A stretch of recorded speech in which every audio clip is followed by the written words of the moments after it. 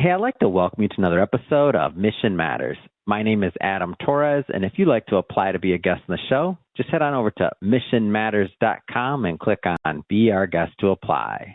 All right, so today's guest is Rob Gregg, and he's the founder and CEO of Stand Shoes. Rob, welcome to the show. Happy to be here. All right, Rob. So excited to finally get you on the show, man. I've been wearing your product. I've been wearing these Stand shoes all over the place. My feet are thanking me. So I'm excited to get into today's topic and really unpack the brand, your vision for the brand, the company, and the product. But just to get us started, we'll start this episode the way we start them all with what we like to call our Mission Matters Minute. So, Rob, at Mission Matters, our aim and our goal is to amplify stories for entrepreneurs, executives, and experts and brands. That's what we do. Rob, what mission matters to you? We stand for those who stand for us. And very specifically, what we realize is half the world's population stands for a living. And oftentimes they're in thankless jobs, underpaid, crazy long hours. And for whatever reason, specific to our industry, when it comes to shoes, it hasn't really been a huge focus. So at Stand, we're really passionate and excited about providing comfort, relief, and just a little bit more support in the day for everybody that makes the world go round. It's amazing. Great story, and one I'm happy to bring to my audience. How'd you get involved in just the entrepreneur side of things? Like even before Stand, like where'd all that start for you? Gosh, I mean, I've got that age-old story. As a kid, I was watering lawns, walking dogs in my neighborhood. You had the lawn mowing? Were you mowing lawns too, or like what was yours? You know, I didn't get the lawn mowing bit, but I did get the watering plants and walking dogs. And actually what I realized, I reinvested funds in Home Depot into a hose splitter, and I put them on my bike, and I realized I could water 4 plants at once with a timer and a splitter. So that definitely exponentially increased my output. How old were you during this one? I'm just curious. What age was this? A little bit younger, but what I can remember is 11 years old. That's awesome. Yeah. I think I was in the baseball card phase at that point, or maybe basketball cards or something like that at that point. Oh, yeah. That's With a gum that's too hard to chew, but you did it anyway. There you go. Hey, we got to do what we got to do, man. So what was your first, fast forwarding a bit, what was for your first kind of like serious business, like outside of the childhood age? Like what was the first thing where you were like kind of pouring your heart into it? Yeah, something I found it really came out of necessity. I was working a great job, but very underpaid, and had to figure out how to supplement that income. And I just found a passion, gravitated towards photography of all things.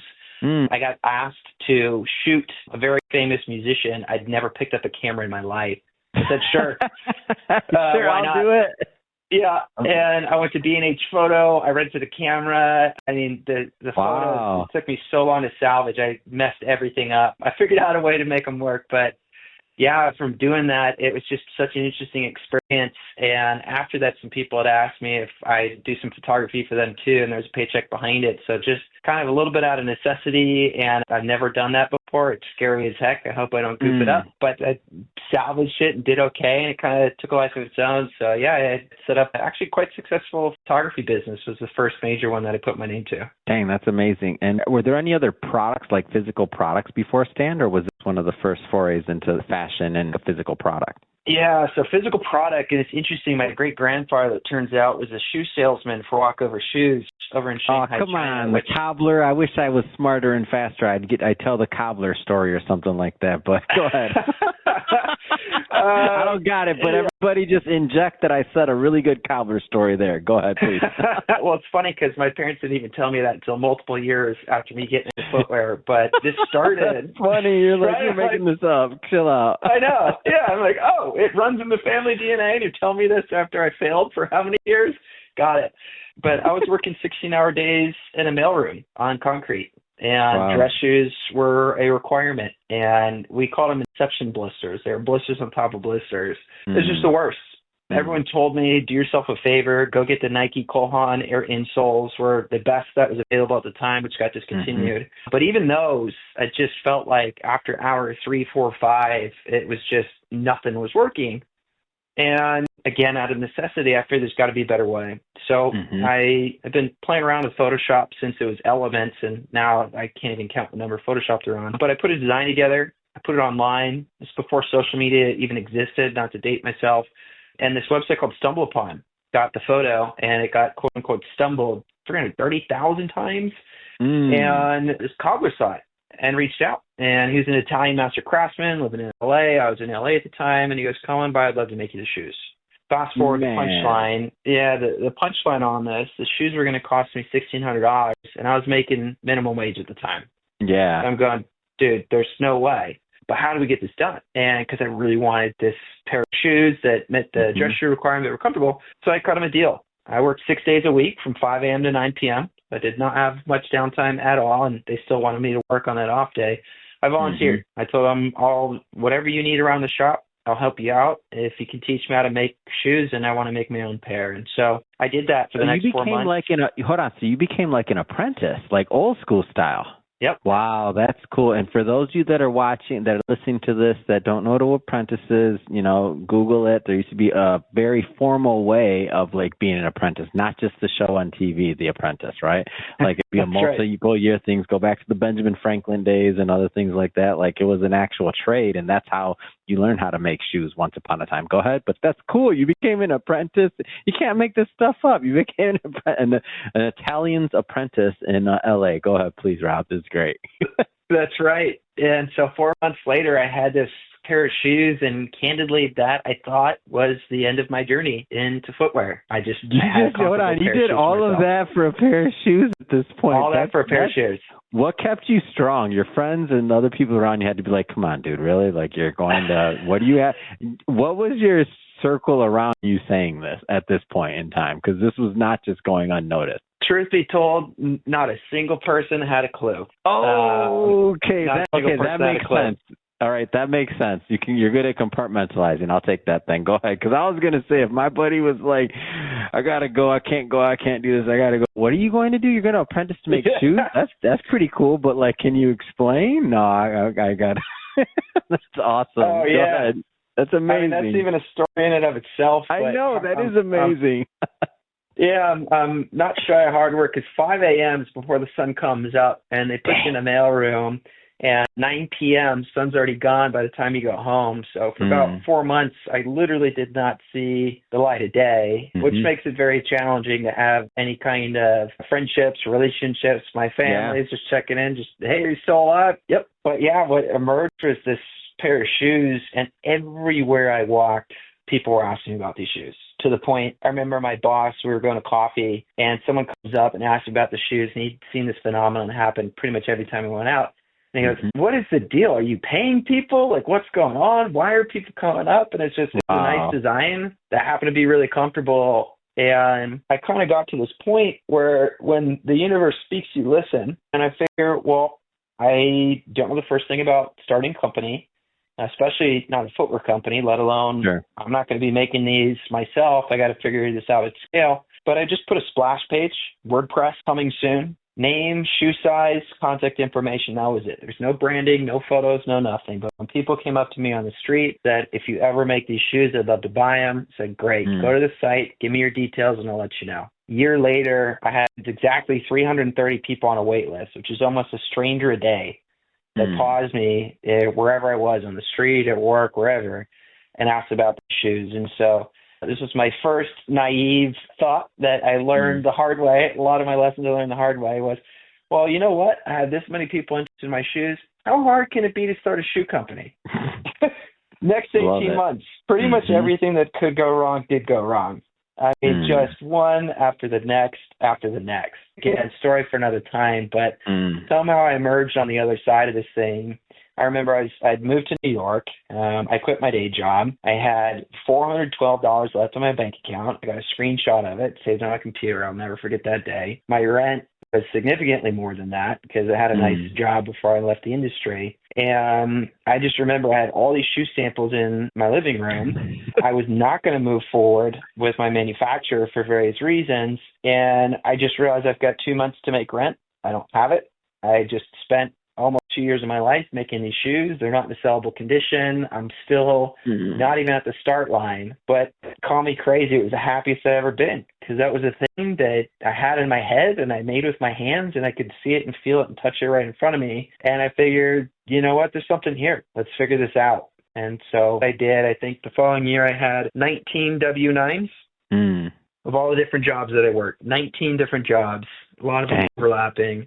The challenge there was my part-time employers treated me like a full-time employee. So it was tough. It was really tough to make ends meet while working jobs, while trying to get this off the ground. So I did end up launching that. The brand is called Rob McCallum. It's kind of a fun story named after all the men in my family. And courage is everything was the slogan. My great-grandfather was the medical commander for the Allied Forces and served in Okinawa for 33 months. He's got an amazing story, but that was a guy that realized, and he was saving lives, he realized that in order to keep my family safe, I need to do the hard stuff. And I need to put my head down and take that extra step forward when it's tough and when the future's uncertain, but that's just what you got to do. And so I baked that into the DNA of that first footwear company. And then I was kind of thinking to myself, well, what am I missing right now? I don't have funds. I don't have a team. I don't have an income. I met a mentor, Gareb Shamus, just such a phenomenal human being. And first rule he taught me, he goes, if you're going to start any business,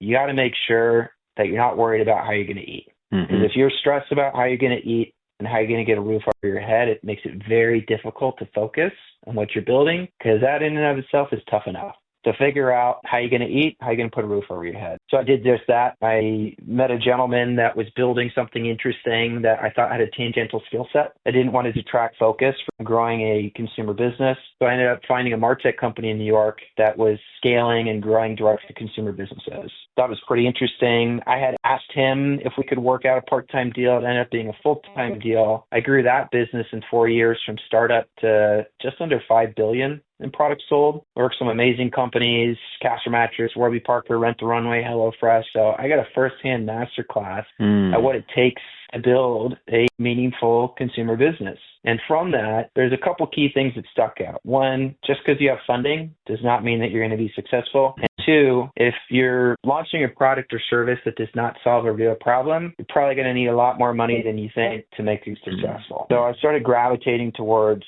businesses that solve real problems. And I was thinking to myself, well, what are problems that aren't being solved that I think I'm uniquely positioned to do so, to solve? So I was working that business. After 4 years, COVID hit.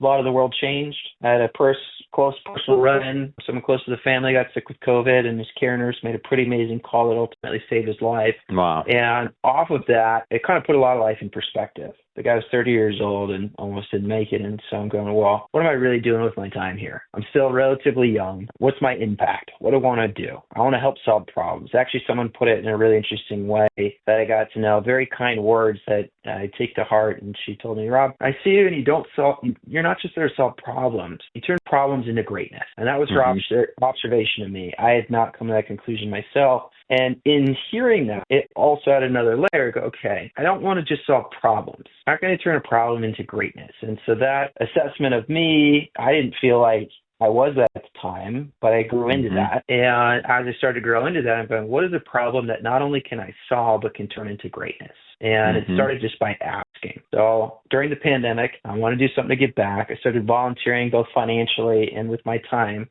to a healthcare group here in the States that's focused on solving problems for healthcare workers. A lot of focus on solving our health and new medicines and technologies. Very, very little emphasis around the people that are actually working in the hospitals, working in the care facilities, that without them, there is no one to administer that care. And that seemed like a really deserving audience to see what is going on in your day. There's a lot of hardships, an incredible amount of hardships. I can't solve them all. But tell me what your day looks like. Where are your pain points? And what kept coming up over and over again was this issue with their feet. First and foremost. Man, that brought you full circle, didn't it? You're like, I had problems with mine in the mailroom. Holy smoke. Like, dang it. Are you serious? I'm back in the shoe business? Exactly. You're pretty mafia right now. You're like, just when I thought they were letting me out, they sucked me right back. They sucked me right back in. That is exactly right. Your feet hurt. Mine do too. Mine do too. Thought it was clear. Nope. Yeah. And so just it was really simple, actually. This is kind of a fun tool. I think people get lost on the fact that you can ask people questions and they will respond. When people are starting businesses, you get so in your head, well, okay, is this a big problem? How big is it going to be? They hop to Google, they do research. just talk to people. So what I did with no money, I did a Google form and I put it on my Instagram. I don't have a huge following, but I got a couple people. And I said, if you're a nurse or someone in healthcare, fill this out. And the question was really simple. It's name, where do you work, what pain points do you have, tell me about your shoes. Do you like them? Do they suck? Are they comfortable? Are they not? What do you wear? Why do you wear them? What do you wish existed? And I sent it to a couple of people. That multiplied. I had over 350 people in a week that I'd never met fill this out. And so you got your data from way faster than the first time. It took you a year, about one a day to get 300, and now you got that in a week. That's good. You're getting better. That's right. You're getting better. Yeah. And what also that told me was I don't like filling out surveys, let alone ones for someone I don't know. So the fact that people are actually taking time to fill this out told me there was an interest level. And what I found, it was just glaringly obvious just from asking questions. They didn't have something that was fluid resistant. I mean, it's crazy. They're wearing their own shoes off the street in the ER and the ICU. So if you've got a patient that's a gunshot wound victim and it's spilling out, if they have anything in their bloodstream and you've got a cut, scrape, or blister on your foot, which are very common when you're pulling back-to-back 16-hour days, really easy pathway for infection. Huge exposure risk. I thought that was the biggest problem to be solved. Turns out, yes, it's a huge issue, and horror stories with some individuals that I spoke to, and that's actually the reason why I got into it, was to create a protective shoe. Well, what I found out that was universal outside of just the ER and the ICU, which we made shoes for as well, but when you're on your feet all day, and it came full circle, shoes aren't built for standing. They're not. Shoes are built predominantly for the function that is advertised on the label. A running shoe is built for just that, for running. A track cleat is built for the track.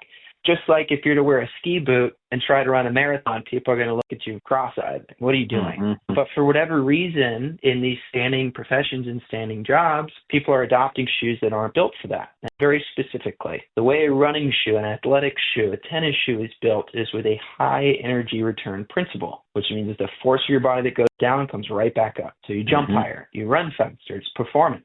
Athletic performance. Problem with that is if you're standing on your feet all day, you don't want that force coming back. So picture dropping a steel ball in an athletic shoe. The good ones, you can almost catch it. Our shoes, we built with the opposite intention in mind. If you drop that steel ball, it stays on the floor, which means the full weight impact of your body that goes down does not go back up. So what happens at the end of a 16-hour shift, rather than feel like the floor is pushing back all day, you feel like you're standing on those mats behind the countertops. And all of a sudden, your knees don't hurt. Your back doesn't hurt. Your feet don't hurt. You feel like a human being at the end of the day. You have more energy on the job. You're more motivated and excited to do the job that you do, that I'm sure a lot of people, when they get into the profession, have a passion and a joy and love for. And unfortunately, when you're wearing shoes that handle your body all day, it's really difficult to keep that same passion and energy after 3 years, 5 years, 10 years, 20, 30 years. And so what we found, the real problem that we turned to greatness was not just make a better shoe. We made something that significantly impacted the overall sense of well-being in people's lives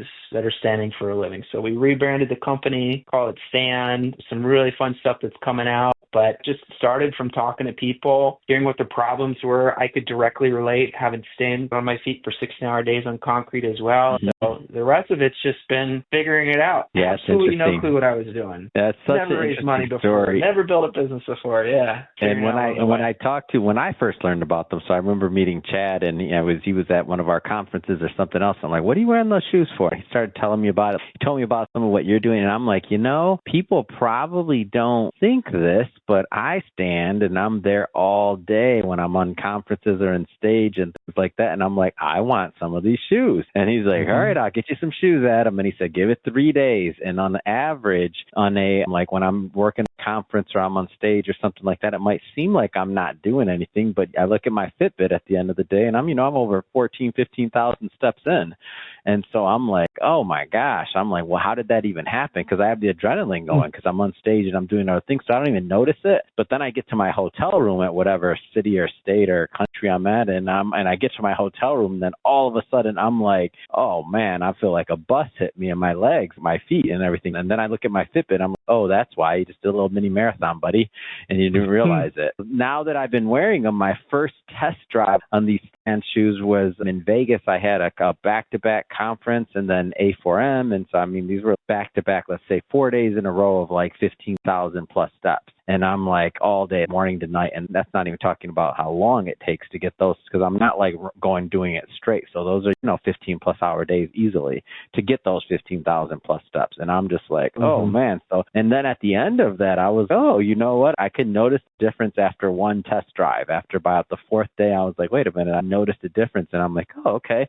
Good job, Chad. You didn't bring me into like it works. And I understood the energy principle that you mentioned, and it makes sense. I mean, it's logical when you say it, but it's another thing when you experience it. So for me, I get to in between, like I'm not 300 plus days a year on the road doing that. So those are, let's say, 1 to 2 week stints when I have to do those type of numbers. Then the rest of the time I'm a little bit more stationary, but I'm thinking about the people that you're talking about right now too. Anybody that is in a standing profession where that's what they do, like there's no rest for them. They don't have rest in between, trips or in between this or that. And that's just what they're doing. I'm like, man, that's got to be a complete game changer for them. And what kind of feedback have you gotten from this? Because it's got to be. Oh, yeah. And correct me if I'm wrong, I think you actually ran into somebody coming out of the elevator wearing shoes. Oh, yeah. In Vegas. Oh, yeah. Man, I already know, like when I start seeing these people now, it's all over with. I'm like, now there's this, what do you call, like, what are all the people that wear stands? I feel like we got a community, but you got to tell me the name of it if I'm going to say it. What's the name of our community, Rob? I'm going to go ahead and just call it standers, or people who stand for a living. Standers, I'm in. All right, well, yeah, standers worldwide unite. Come on. Yes, let's go. What kind of feedback have you gotten from the standers, man? I'm newly acclimated. Yeah, well, the standers are actually how we uncovered what really it was that we were doing. Because when we launched this shoe, it was, and protection, as we found out, comes to knees, back, and joints as well. But protection started as, I just want to make sure that infectious fluids don't come into contact with your skin through your mesh or porous shoes. Well, the feedback was, this is great. I can bleach them. I can clean them. Did you know you can machine wash them? I said, I sure don't, but I'm adding that to the site. I didn't know that. Wow, that's interesting. Thank you. What else am I learning about these new shoes? Go ahead. These are superhero shoes. Come on, go ahead. Oh, yeah. And you know what? Someone posted a picture and they go, I covered my whole shoes in spray paint by accident and cleaned them right off with a bleach right. I'm like, great, add that to the product. But just through hearing how people were using the product, and we really understood what is the job that these shoes do. I love the jobs to be done framework. It's a fun one everyone can Google. But the jobs to be done framework, basically we figured out, well, they're not just buying a shoe. What they're buying is comfort, or they're buying pain relief, or they're buying a tool that's going to get them through their days with just a little bit lighter step. And so from hearing feedback of people wearing the product, that's really when it clicked that what we had built here was something that was extremely comfortable for people who are standing. And I remember this one comment where it kicked off. They go, I've got my Brooks. I personally love Brooks. I run in. I've got the Ghost. Those things are great for my runs. But what they were telling me, they go, well, my shoes that are really springy and bouncy, I wear them. They feel like that for about the first hour to 2 hours.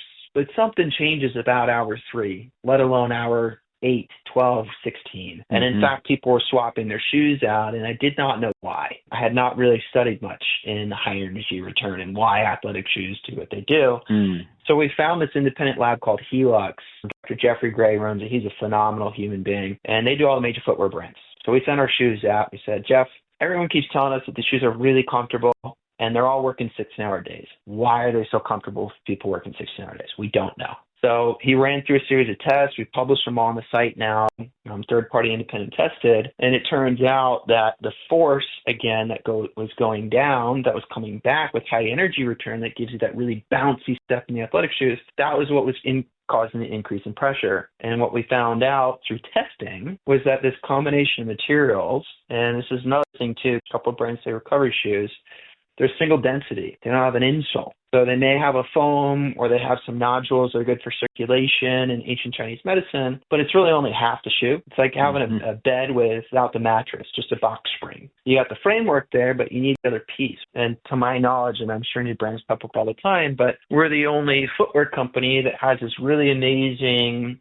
foam outsole that has a premium Ortholite X40 insole. And those two together, just created magic. And specifically what we found out is that the cushioning improved throughout the day. The amount of force that was coming back It was not the same versus everything else. And Jeff joked with me, he goes, if you're trying to run a marathon, don't wear these guys. But if you're standing or you're on your feet all day, these are going to be the best thing that you can put on your feet. So we ended up coming up number one on durability, comfort, fit, all that stuff. So I pushed it forward more. I'm a big fan of actually backing things up more than just, I can write the marketing tagline of the best of them, but the product really does need to speak for itself. So we are constantly in this round of lab testing and innovation. We send them out. We say, okay, these are good. This is why they like it. What can we do better? And we learn from that. We didn't get everything right with the first one. We need wider widths. We need more breathability. We need lower heel heights. We need squeak resistant. So as we got the negatives, and that's actually where I spend the majority of my time. So I mentioned that the positive reviews is how we found out about this uniqueness for their shoes was energy dispersion. But where I spend the majority of my days is with the 1-star reviews. And actually, I'd call them. I shoot them a note first and say, hey, is that okay if I give you a buzz? I saw your review. I'd actually just love to listen and learn a little more. And through those 1-star review feedbacks, people are very kind and willing to give their time. I'm very thankful for that. We continue to evolve the product. And now we've got our 4th generation that's live. Some people still love the original ones, but we now have a product line that fits all shapes and sizes of feet. But from listening from here are the things that your shoes don't do, we've modified it and improved it. And then through testing, we've got a clinical study that's out right now. We published a few of them that are already concluded, but really laser focused. And we just did something with the American Medical Podiatrists Association, the APMA. We got the seal of approval, shoes that promote foot health. We're working with podiatrists around treatment of common foot problems like plantar fasciitis and metatarsalgia. So we're doing a lot from a medically backed, science-backed, research-backed perspective to figure out they're doing great for people that are on their feet. I'm sure there's more that we can do. This is just the start. So let's continue to evolve. Let's continue to figure out where we're over-indexing. And moreover, over anything else, it's just who has a problem that needs to be solved. And that's what expanded our purview. So now bartenders, waiters, chefs, walking around in trade shows and hosts and people on set and anybody that's moms and dads and anyone that's on their feet. So we're really excited and passionate about it. I think we've got a great product that's on market today. Everyone that comes out from here on out has got new evolutions and new learnings, so they're just going to continue to get that much better. But it's just exciting, and it's great when you hear that something that you physically made and it came up with an idea and conceived is now benefiting some stranger's life that you've never met before in a profound way. And that's why I do what I do. That's why I love having a physical product that is focused on solving pain specifically, because I mean, what a cool opportunity to get to build a company that is positively impacting people's lives. And the ones that aren't, we get feedback from, we evolve, we iterate, and we come back to them. Hey, what about now? Did we get it right this time? For sure. Amazing. Well, Rob, this has been a lot of fun having you on the show today and getting to know more about the story of you as an entrepreneur, but also the Shoe of Course stand.